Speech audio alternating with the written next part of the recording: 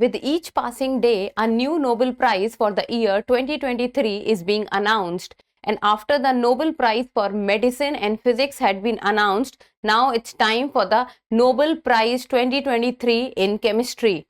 Hello and welcome to the in-depth series section of Drishti IAS. I am Aisha Singh, and in today's episode we will be looking into the Nobel Peace Prize that has been conferred in the subject Chemistry for the year 2023.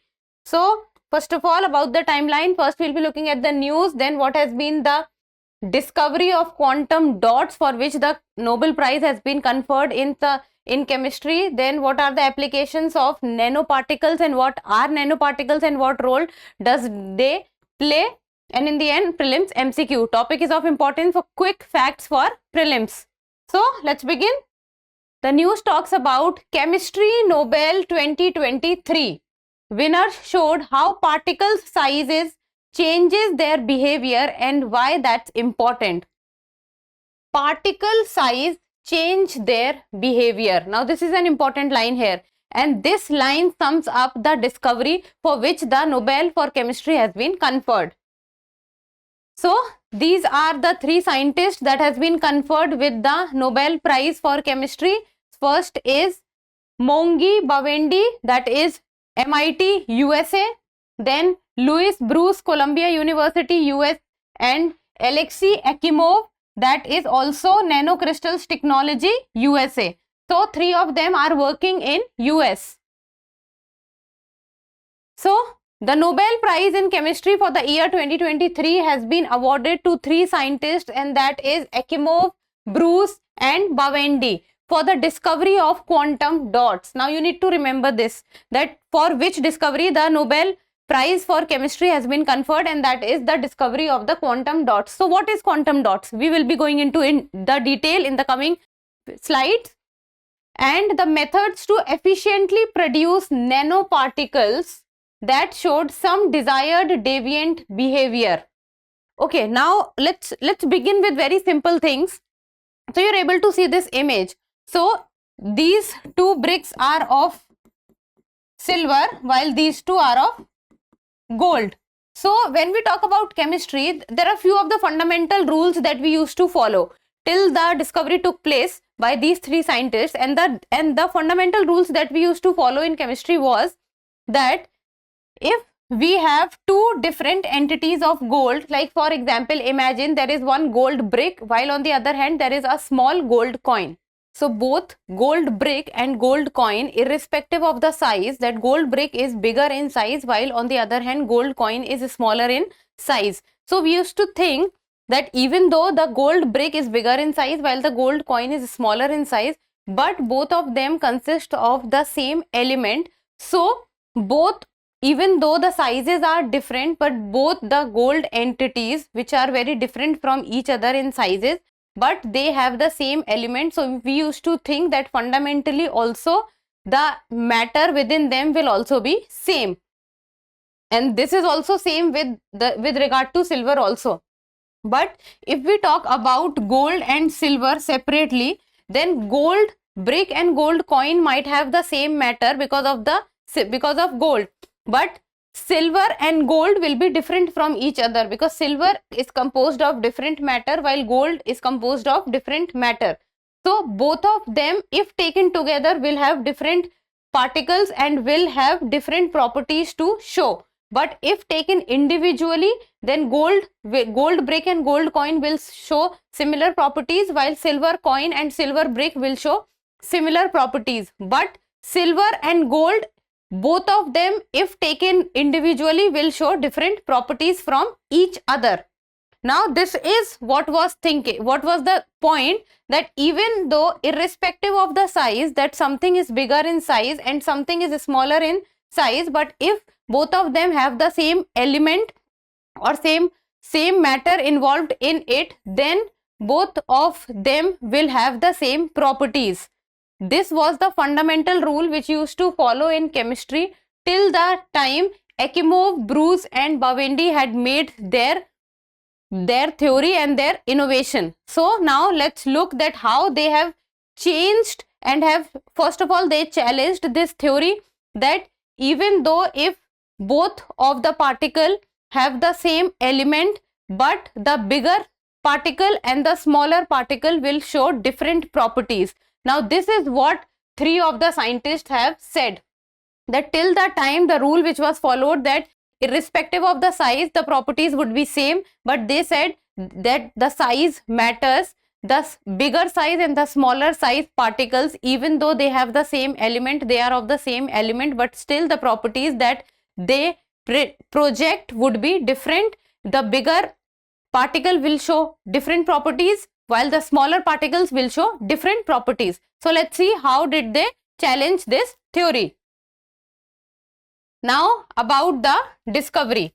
So what they did was that scientists started discovering something very remarkable over a period of time, and this took around 3 to 4 decades. Very small particles in the nanoscale range were found to behave slightly differently from larger particles of the same element. Now first of all, what is nanoparticle?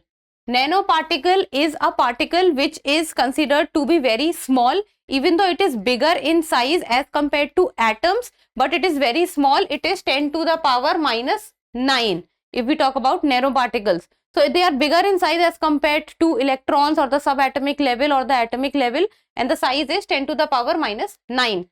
So what happened was that three of the scientists, they started to develop these nanoparticles in the laboratory, that is the man-made nanoparticles. And these nanoparticles, when they studied the nanoparticles over a period of time, what came to the forefront was that the nanoparticles of the same element was showing different properties. That is, they were found to behave slightly differently from larger particles of the same element. It means that when we took the nanoparticles and made them in the laboratory, so like for example, if this is the first particle which is bigger in size, and then a nanoparticle of it was made in laboratory which is smaller in size. So the classical chemistry says that both need to show the same properties, but it was not shown. What was shown was, even though both consist of the same element, but the nanoparticles which is smaller in size was showing completely different properties as compared to the particle which is bigger in size. So this is what was the discovery, and this discovery of being able to manufacture the nanoparticles was a remarkable one with this regard. So what Alexei Akimov did was, Alexei Akimov was the first to notice this deviant behavior in copper chloride nanoparticles around the year 1980. So the first scientist to observe this deviant behavior of the elements when in two different shapes was done by Akimov, and he was the first one to observe this deviant behavior, and it was in the copper chloride nanoparticle around 1980, and manufacture these nanoparticles to show this change in behavior. So he started to manufacture these nanoparticles in the laboratory so that this behavior can be observed. Then after Akimov, even Louis Bruce discovered the same deviant nature of the particles, that when the same particle or the same element is in two different shapes, one is bigger, one is smaller, then they were showing the deviant characteristics. So Bruce discovered similar behavior in cadmium sulfide nanoparticles. So Akimov observed this in copper chloride nanoparticles, while Bruce observed this in cadmium sulfide nanoparticles. He too was able to create these nanoparticles with changed properties. So both Akimov and Bruce were able to make the nanoparticles and manufacture the nanoparticles, man-made nanoparticles in the laboratory, and while doing this they were able to observe the deviant nature of the particles. Then came Mongi Bawendi, and he later discovered easier methods to efficiently produce nanoparticles that showed some desired deviant behavior. So Akimov and Bruce did the did the experiment, and then Bawendi made it more easier to be able to, and easier methods to be able to observe the deviant nature of the particles in the laboratory. And all of this was man-made. They first manufactured the nanoparticles and then they observed the behavior. Then what are quantum dots? So quantum dots is the point that you need to remember, that the Nobel Prize is given for quantum dots. So, and there is one controversy also which erupted when the Nobel Prize for chemistry was being announced, and that is the information about the winners was leaked much before the actual announcement. So this has not happened in the history of the Nobel Prizes, and this has happened for the very first time, that before the actual announcement the leaked information was run by a news channel. So let's see what are quantum dots. So quantum dots, first of all, now you know what are nanoparticles. So nanoparticles are small particles and the size is around 10 to the power minus 9. So if you understand nanoparticles, then it will become easy for you to understand the quantum dots, because quantum technology or quantum effect deals with very small particles which are densely packed with each other. So the deviant behavior of small nanoparticles arises because of the emergence of quantum effects. And if we know the nanoparticles, then it is said that deviant behavior of nanoparticle, the reason for the deviant behavior of nanoparticle is the emergence of the quantum effect. And the strange behavior at the subatomic level is described by the usually successful quantum theory. But nanoparticles are much larger compared with atoms. Now what happens is that, imagine if there is a larger particle showing some properties and then there is a smaller particle also showing some properties. Then earlier it was said that because both of them are composed of same elements, then they need to show the same properties, but that is not the case now, because the quantum dots or the quantum effect comes into the picture. So imagine whenever there is an atom, then there are electrons, protons, neutrons and nucleus. So if something which is larger in size, then the electrons moving around in the atom around the nucleus would have a larger space to move around. While if we talk about the smaller particles, then imagine the situation within an atom, that if the particle is already very small in size, then the electrons which are moving around the nucleus, like for example, imagine this is an atom and this is how the electrons are moving. There is a nucleus and the electrons are moving around the nucleus. Then if the size of the particle becomes very small, then the space in which the electrons was revolving around the nucleus also becomes dense, because the particle becomes small, then the space in which the electrons is moving also becomes very dense. And this is how actually the properties of a particle or the properties of an element tends to change, because the sizes of the particles are changing, the configuration of the particles are changing, and also what depends is that how the particle deals when it comes in contact with the light, the wavelength of the light, how it absorbs it and how it reflects it back. So that is how what becomes important to know, that the quantum dots was actually playing a role, and the nanoparticles were also playing a role, that it helped it to actually see that how the deviant nature of two different particles were seen.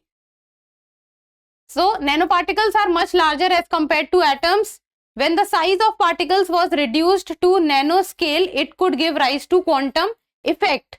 Because nanoscale the size becomes very small, and quantum effect also deals with the small size of particles, because electrons were constrained in a small space, and nanoparticles with special properties were called quantum dots. So nanoparticle first of all means that they are small in size, so the nanoparticles with some special properties. So the nanoparticle with special properties, they were called quantum dots, and these nanoparticles were the reason that why 3 of the scientists were able to see the deviant nature of the particles. Now about the discovery. So there were noticeable special properties of the nanoparticles when they come in interaction with the light. So it is like when a nanoparticle comes in interaction with a light, it was seen that the nanoparticle was showing some different properties. Now what different properties were they showing? Depend on the particle, that how it was absorbing the light and how it was reflecting back the light, because it depending on the wavelength, depending on the wavelength of the light, it was seen that particles behavior was changing. So let's see that color of any material depends on the wavelength of the light spectrum absorbed or reflected by the material. So if any kind of light which is coming on a material, then depending on the wavelength of the light and how the material is, that how much light it can absorb and how much light it can reflect, this property will see that the color of the material, because light can change the color of the material. Then Ekimov did an experiment that he took a colored glass tinted with copper chloride. So first he took a colored glass, then he tinted the colored glass with the copper chloride, and then he heated this molten glass to a very high temperature. So when he heated the colored glass to a very high temperature, what happened was that the crystals of copper chloride, it started to come and sit on the surface. So when it started to sit on the surface of the glass, some particles were big in size while some were small in size, and it was observed that the bigger particles of copper chloride and the smaller particles of copper chloride were showing different properties. They were not showing the same properties, and the crystals of copper chloride of different sizes had formed on the glass. So both the bigger particles of the copper chloride and the smaller particles of the copper chloride were showing different properties, and this is how Ekimov reached to the conclusion that there is deviant nature of the particles, and even the color formed by the bigger particles of copper chloride were different as compared to the smaller particles of copper chloride. Then Brush also observed similar phenomena while performing the experiments in the laboratory. So this is how Ekimov, Brush and Burundi reached to the conclusion that even though if the element is same but the particle sizes, if of different sizes are there, then they are tend to show deviant behavior, and this has a lot to do with the nanoparticles and the quantum dots.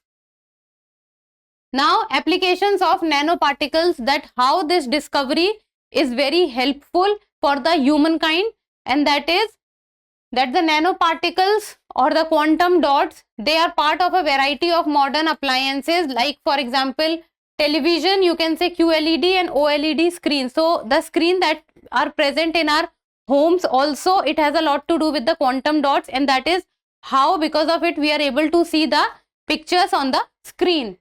Then computer screens also, LED lamps also, solar cells, that is photovoltaic cells, solar cells, it plays a lot of role. Medicine. So whenever we are talking about the quantum technology, it is very relevant from the perspective of physics also and chemistry also, and because it will be revealing new details about how the matter can be considered, so it will be very helpful in the healthcare sector, that is medicine. Then it is biochemistry also, it will play a major role. Now in the end, a prelims MCQ, and people need to tell me the answer in the comment section. Consider the following pairs. So there are 3 pairs and you have to talk about how many are correctly matched.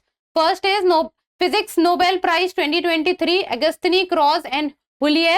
Chemistry Nobel Prize 2023, Bawendi, Bruce and Ekimov. Third, Medicine Nobel Prize 2023, Carrico and Weissman. So how many are correctly matched? 1 and 2 only, 1 and 3 only, 2 and 3 only, 1, 2 and 3. So try to give me the answer in the comment section, and that's all for today. Thank you so much for watching. Till we meet next time, keep reading and keep writing.